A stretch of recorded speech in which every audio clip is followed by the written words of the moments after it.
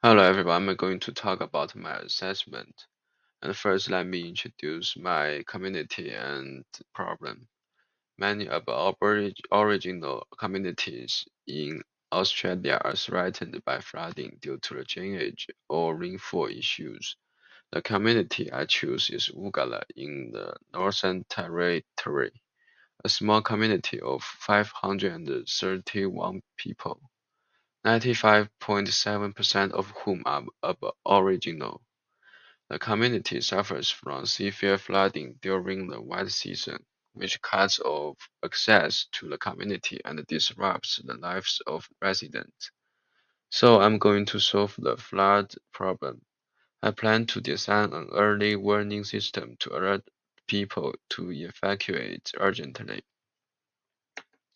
Also, Ugala is a remote community. The entire community is covered by wireless networks.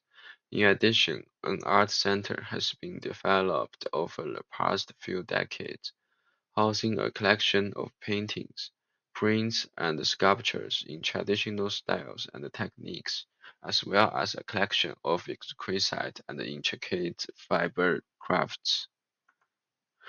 Regarding methodologies and frameworks, integrated disaster risk management has seven main key elements. Since I want to focus on early warning before disasters, I refer to the first four elements. Integrated risk assessment refers to the assessment of multiple potential disasters to identify their possible impacts and hazards.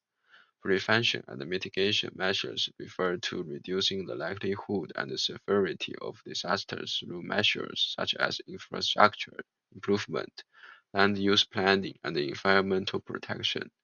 Disaster preparedness refers to the development and implementation of emergency plans, community education and training, and improving public disaster awareness and response capabilities.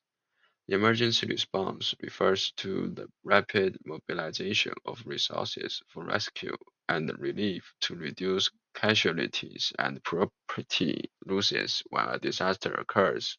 It includes actions such as medical rescue, evacuation, temporary resettlement, and material supply. The Sentai framework has four priorities and principles. Regarding the priorities, I mainly refer to understanding disaster risk and strengthen disaster preparedness and effective response capacity.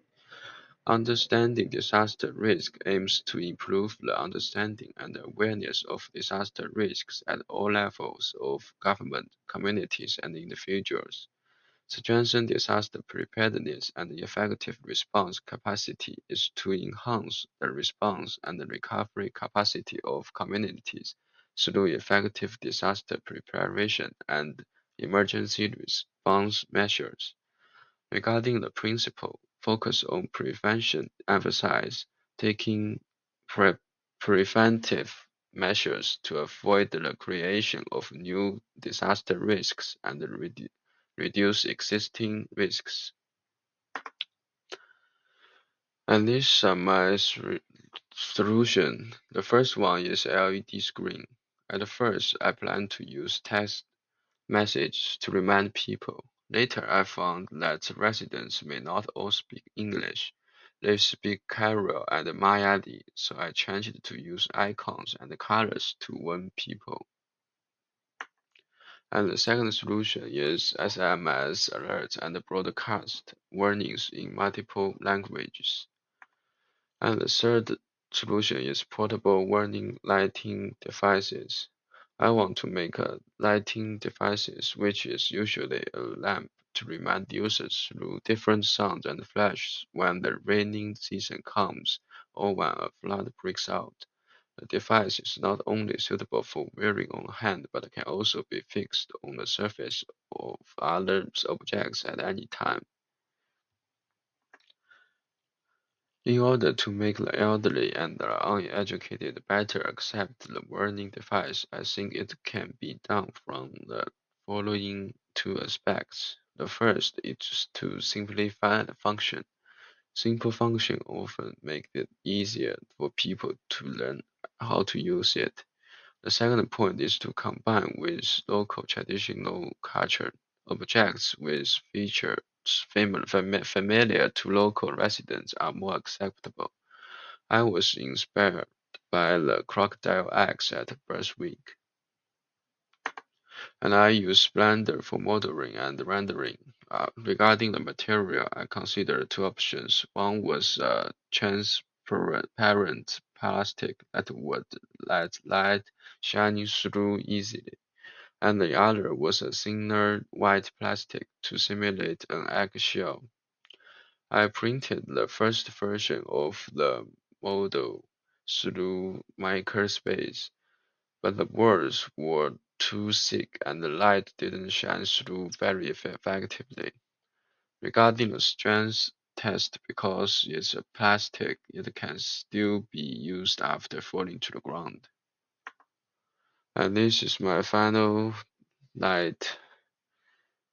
When used normally, it's white light, and when there is potential danger, it's yellow light, and when the situation is very urgent, it's red light and buzzer alarms. And this is the regular style of light. And this is the crocodile egg style of light. And due to time constraints, only the first version of models was printed, and the actual size should be able to be held in one hand, and the final model should have a crocodile egg version. That's all. Thank you.